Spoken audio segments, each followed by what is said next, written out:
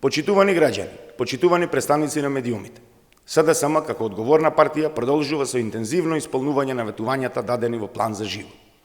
Преку низа конкретни мерки го подобруваме секојдневниот живот на граѓаните.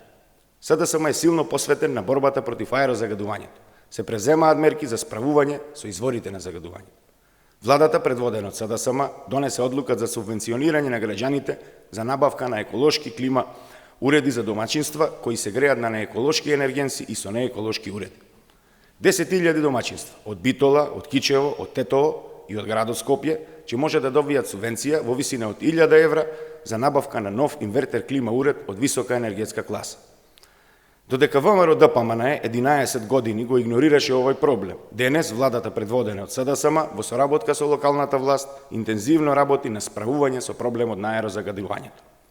Нови еколошки автобуси, субвенции за електрични возила, електрични тротинети, велосипеди, вградување на плински клима уреди во возилата, грејење на палети, субвенции за инвертори, зголемен инспекцијски надзор на депонии и палење на стрништа, се дел од мерките кои СДСМ ги превзеде против аерозагадувањето. Не смееме да го заборавиме повторното воведување на ефтината тарифа, која во џебовите на граѓаните годишно враќа по 15 милиони евра. Исто така интензивно се работи на гасификација. Мерките за справување со аерозагадувањето се на прав пат. СДСМ воведе нов пристап во борбата против загадувањето. Преку транспарентна имплементација на мерки на долг рок во сите области кои директно имплицираат на загадувањето на воздухот. Остануваме посветени да обезбедиме здрава и квалитетна животна средина и подобар живот за сите граѓани.